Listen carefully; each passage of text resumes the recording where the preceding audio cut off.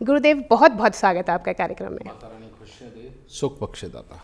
गुरुदेव, आज मैं चर्चा करना चाहूँगी आपसे संतान सुख के बारे में।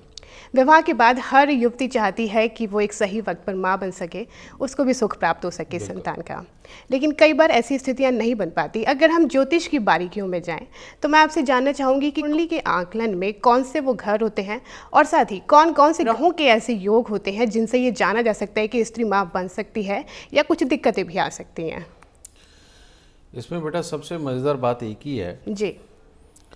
कि पांचवा घर औलाद का होता है, लेकिन पांचवें घर में अगर ग्रह बुरे भी बैठे हों तो औलाद हो जाती है। जी।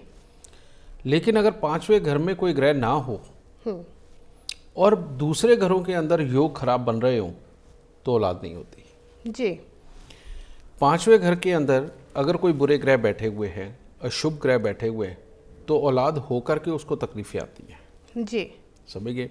लेकिन उसके सिम्टम्स तो ये होते हैं कि पहले अपने पिता के सुखों में कमी रही होती है, चाहे उनके स्वभाव के कारण, चाहे उनके ऐब के कारण, चाहे उनकी कमाई के कारण, या वो जीवन में ही ना रहे। कोई ना कोई ऐसी दिक्कत देते हैं, लेकिन बाद में औलाद के लिए दिक्कत देते हैं जब पांचवें घर में बुरे ग्रह बैठे होते हैं। जी। लेकिन कुंडली के अंदर अनगिनत तरह के योग हैं जिनको सबको एक्सप्लेन करना बहुत मुश्किल है। ठीक है, फिर भी जो मोटे मोटे मैं बता देता हूँ बेटा। जिनके घरों में सुख समृद्धि बहुत अच्छी रहती है, जो अपने परिवार को बिल्कुल जोड़ के रखना चाहते हैं, उनके साथ ही रहना चाहते हैं जी।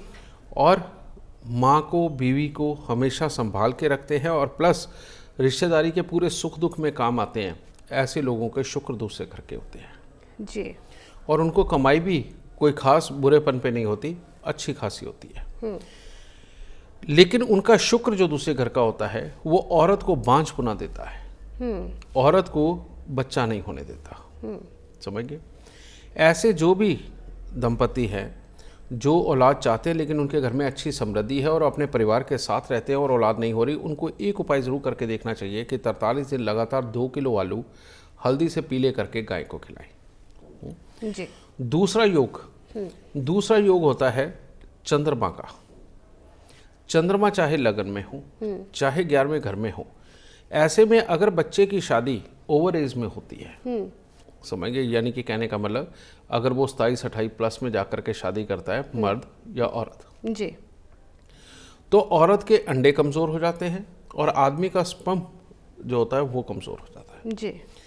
उसकी कमज़ोरी के कारण बच्चे नहीं हो पाते। लेकिन उसके हालात क्या, अगर ऐसा इंसान नौकरी करता है तो उसमें ठीक ठाक चल रहा होता है, लेकिन उसको रईसी दिखाने की आदत होती है।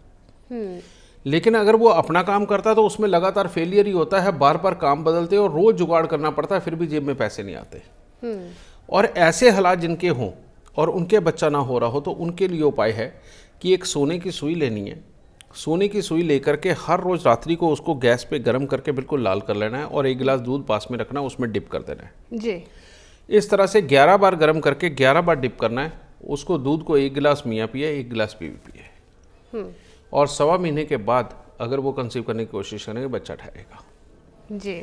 तीसरा योग एक और होता है जो शुक्र 6ठे घर का होता है या 9वें घर का होता है।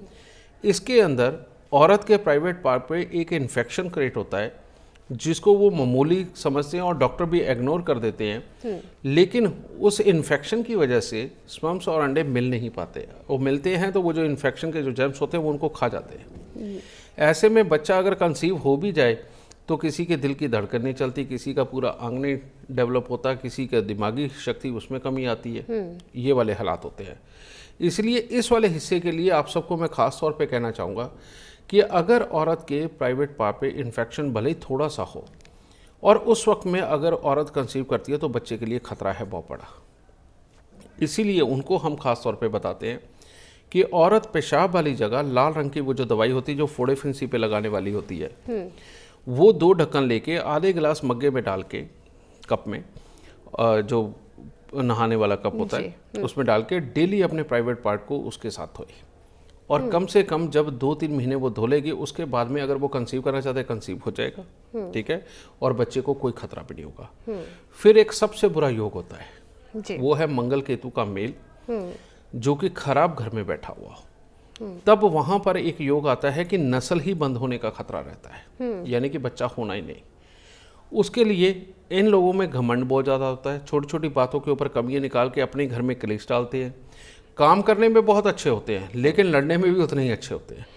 समझ गए? इनके अगर बच्चा ना हो रहा हो तो 7 तरह के फल इन्होंने लेने अलग अलग, लेकिन उसमें से एक फल को ये एक मुट्ठी बाजरे को माने, समझ गए, वो लेकर के और 7 तरह के दूध के साथ धोना है, जिसमें गाय, भैंस, बकरी का दूध हो गया, उसमें 1 गंगा जल, 1 अपने घर का पानी और 2 मंदिरों का पानी, ये लेके उसके अंदर 7 तरह के फल धो करके उनको कम से कम 4 मंगलवार वीरान जमीन के अंदर दबा दें जी, समझ गए। और इनमें से कोई भी हालात हों, इंसान जितनी कुत्तों की सेवा करेगा औलाद के सुख उतनी ही जल्दी मिलने के आसार बनेंगे। ठीक है, ये तो मैंने मोटे मोटे बता दिए। ऐसे और बहुत अनगिनत योग हैं जिनको यहाँ एक्सप्लेन करना बहुत मुश्किल है। जी, ठीक है। बिल्कुल।